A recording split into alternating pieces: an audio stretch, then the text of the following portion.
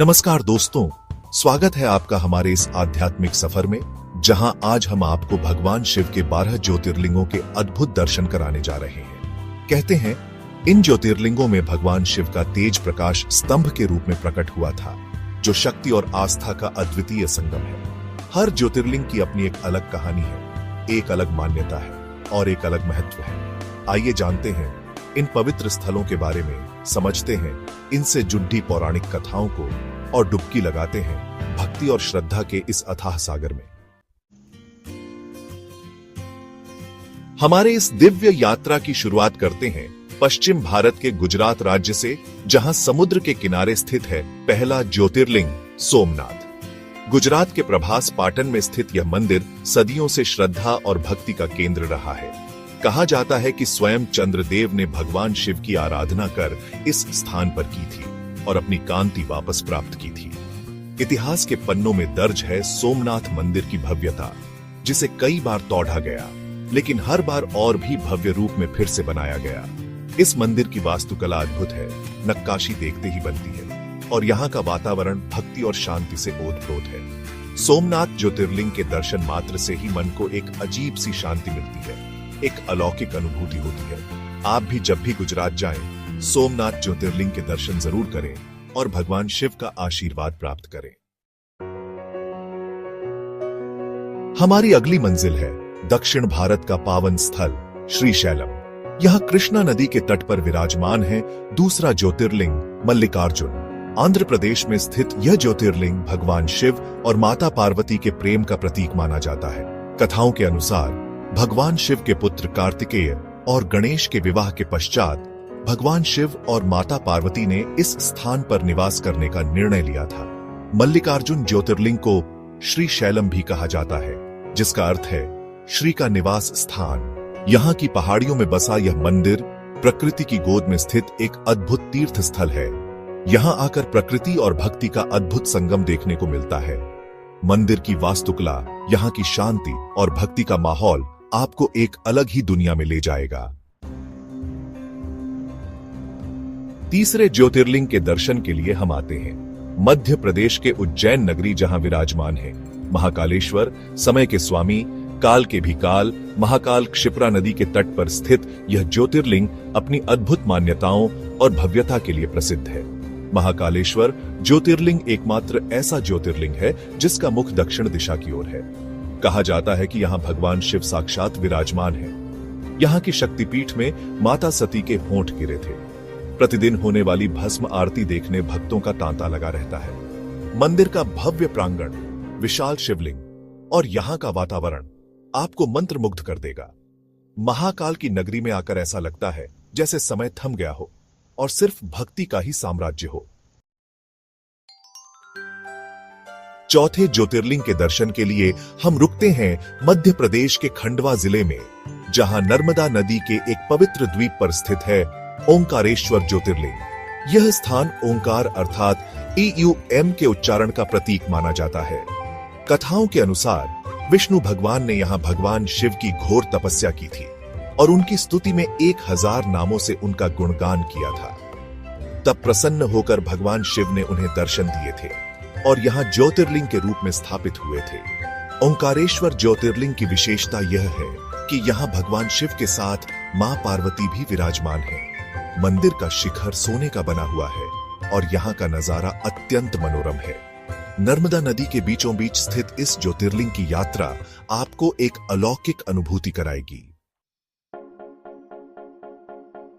पांचवें ज्योतिर्लिंग के दर्शन के लिए हम आते हैं उत्तराखंड के रुद्रप्रयाग जिले में, जहां हिमालय की गगनचुंबी चोटियों के बीच विराजमान है केदारनाथ ज्योतिर्लिंग। यह ज्योतिर्लिंग 12 ज्योतिर्लिंगों में से सबसे ऊंचाई पर स्थित है और 5 केदारों में से एक है।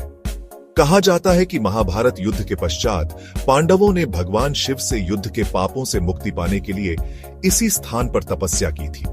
भगवान शिव ने उन्हें दर्शन दिए और ज्योतिर्लिंग के रूप में यहीं स्थापित हुए। केदारनाथ धाम की यात्रा अपने आप में एक अद्भुत अनुभव है। यहाँ की प्राकृतिक सुंदरता, पहाड़ों की ऊंचाई और भक्ति का माहौल आपको मंत्रमुग्ध कर देगा। यहाँ आकर ऐसा लगता है जैसे प्रकृति खुद भगवान शिव की आराधना कर रही हो। छठे ज्योतिर्लिंग के दर्शन के लिए हम आते हैं महाराष्ट्र के पुणे जिले में, जहां सह्याद्री पर्वत श्रृंखला के घने जंगलों में स्थित है भीमाशंकर ज्योतिर्लिंग।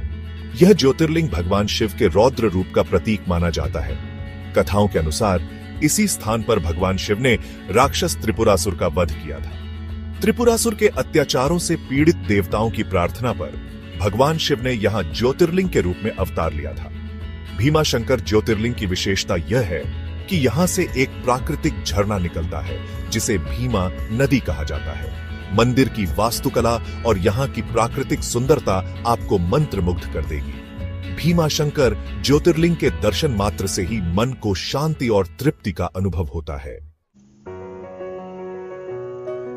सातवें ज्योतिर्लिंग के दर्शन के लिए हम आते हैं उत्तर प्रदेश के पावन नगरी काशी, जिसे वाराणसी के नाम से भी जाना जाता है। यहाँ गंगा नदी के पश्चिमी तट पर विराजमान है काशी विश्वनाथ ज्योतिर्लिंग, जो मोक्ष प्रदान करने वाले ज्योतिर्लिंग के रूप में पूजे जाते हैं। कहा जाता है कि काशी नगरी भगवान शिव के त्रिशूल पर स्थित है और यह नगरी कभी भी नष्ट नहीं होगी। काशी विश्वनाथ ज्योतिर्लिंग की महिमा का वर्णन वेदों और पुराणों में मिलता है। यहाँ आकर गंगा स्नान करने और काशी विश्वनाथ के दर्शन करने से मोक्ष की प्राप्ति होती है। मंदिर का स्वर्णिम शिखर, घाटों की रौनक और यहाँ का आध्यात्मिक वातावरण आपको एक अलग ही दुनिया में ले जाएगा। काशी विश्वनाथ ज्योतिर्लिंग की यात्रा आपको जीवन और मृत्यु के रहस्यों से परिचित कराएगी। आठवें ज्योतिर्लिंग के दर्शन के लिए हम आते हैं महाराष्ट्र के नासिक जिले में, जहां गोदावरी नदी के किनारे स्थित है त्र्यंबकेश्वर ज्योतिर्लिंग। यह ज्योतिर्लिंग भगवान शिव के 3 नेत्रों का प्रतीक माना जाता है। कहा जाता है कि इसी स्थान पर भगवान शिव ने तीनों लोकों में फैली बुराई का नाश करने के लिए अपने तीसरे नेत्र को खोला था। त्र्यंबकेश्वर ज्योतिर्लिंग की विशेषता यह है कि यहाँ से गोदावरी नदी का उद्गम होता है।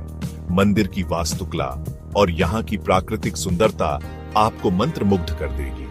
त्र्यंबकेश्वर ज्योतिर्लिंग के दर्शन मात्र से ही मन को शांति और तृप्ति का अनुभव होता है। यहाँ आकर आपको ऐसा लगेगा जैसे आप भगवान शिव के नयनों से सृष्टि का दर्शन कर रहे हैं। नवें ज्योतिर्लिंग के दर्शन के लिए हम आते हैं झारखंड के देवघर, जहां विराजमान है वैद्यनाथ ज्योतिर्लिंग, जिन्हें बैजनाथ या बाबा धाम के नाम से भी जाना जाता है। यह ज्योतिर्लिंग भगवान शिव के वैद्य रूप का प्रतीक माना जाता है, जो समस्त रोगों को दूर करते हैं। कथाओं के अनुसार रावण ने लंका ले जाते समय जब शिवलिंग को यहाँ पर रखा था, तो भगवान शिव ने ज्योतिर्लिंग के रूप में यहीं स्थापित होने का निर्णय लिया था। वैद्यनाथ धाम में स्थित यह ज्योतिर्लिंग श्रद्धालुओं के लिए आस्था का केंद्र है। यहाँ आकर ऐसा लगता है मानो स्वयं भगवान शिव हमारे रोगों को हरने आए हैं। मंदिर का भव्य प्रांगण, शिवलिंग की भव्यता और यहाँ का वातावरण आपको मंत्रमुग्ध कर देगा। वैद्यनाथ ज्योतिर्लिंग के दर्शन मात्र से ही मन को शांति और आरोग्य की प्राप्ति होती है। 10वें ज्योतिर्लिंग के दर्शन के लिए हम फिर से आते हैं गुजरात, लेकिन इस बार हमारी मंजिल है द्वारका। यहां स्थित है नागेश्वर ज्योतिर्लिंग, जो समस्त नागों के देवता के रूप में पूजे जाते हैं। कहा जाता है कि इसी स्थान पर भगवान शिव ने नागों के राजा दारुका को उसके भक्तों के साथ राक्षसों के अत्याचारों से मुक्ति दिलाई थी। नागेश्वर ज्योतिर्लिंग की विशेषता यह है कि यहाँ स्थित शिवलिंग के ऊपर एक नाग देवता का फन फैला हुआ है। मंदिर की वास्तुकला और यहाँ की शांति आपको मंत्रमुग्ध कर देगी। नागेश्वर ज्योतिर्लिंग के दर्शन मात्र से ही मन को शांति और तृप्ति का अनुभव होता है। यहाँ आकर आपको ऐसा लगेगा जैसे आप नागलोक में प्रवेश कर गए हैं। 11वें ज्योतिर्लिंग के दर्शन के लिए हम आते हैं दक्षिण भारत के तमिलनाडु राज्य में, जहां समुद्र के किनारे स्थित है रामेश्वरम ज्योतिर्लिंग। यह ज्योतिर्लिंग भगवान राम द्वारा स्थापित माना जाता है। कथाओं के अनुसार लंका विजय के पश्चात भगवान राम ने यहाँ शिवलिंग की स्थापना की थी और भगवान शिव की पूजा की थी। रामेश्वरम ज्योतिर्लिंग की विशेषता यह है कि यहाँ स्थित शिवलिंग को भगवान राम ने रेत से बनाया था। मंदिर की वास्तुकला और यहाँ की प्राकृतिक सुंदरता आपको मंत्रमुग्ध कर देगी। रामेश्वरम ज्योतिर्लिंग के दर्शन मात्र से ही मन को शांति और तृप्ति का अनुभव होता है। यहाँ आकर आपको भगवान राम और भगवान शिव दोनों के दर्शन का सौभाग्य प्राप्त होता है। अंत में 12वें ज्योतिर्लिंग के दर्शन के लिए हम आते हैं महाराष्ट्र के औरंगाबाद जिले में, जहां स्थित है घृष्णेश्वर ज्योतिर्लिंग। यह ज्योतिर्लिंग भगवान शिव के घृष्ण रूप का प्रतीक माना जाता है, जो पापों का नाश करते हैं। कथाओं के अनुसार इसी स्थान पर एक पतिव्रता स्त्री ने भगवान शिव की घोर तपस्या की थी और अपने पति को पुनर्जीवित किया था। घृष्णेश्वर ज्योतिर्लिंग की विशेषता यह है कि यहां स्थित शिवलिंग को घृष्ण यानी घी से अभिषेक किया जाता है। मंदिर की वास्तुकला और यहां की शांति आपको मंत्रमुग्ध कर देगी। घृष्णेश्वर ज्योतिर्लिंग के दर्शन मात्र से ही मन को शांति और तृप्ति का अनुभव होता है। यहां आकर आप अपने समस्त पापों से मुक्ति पा सकते हैं और भगवान शिव का आशीर्वाद प्राप्त कर सकते हैं। तो दोस्तों, ये थे भगवान शिव के 12 ज्योतिर्लिंग, जिनके दर्शन मात्र से ही जीवन धन्य हो जाता है। हम आशा करते हैं कि आपको हमारी यह आध्यात्मिक यात्रा पसंद आई होगी। अगर आपको हमारा वीडियो पसंद आया हो तो लाइक और सब्सक्राइब जरूर करें। धन्यवाद।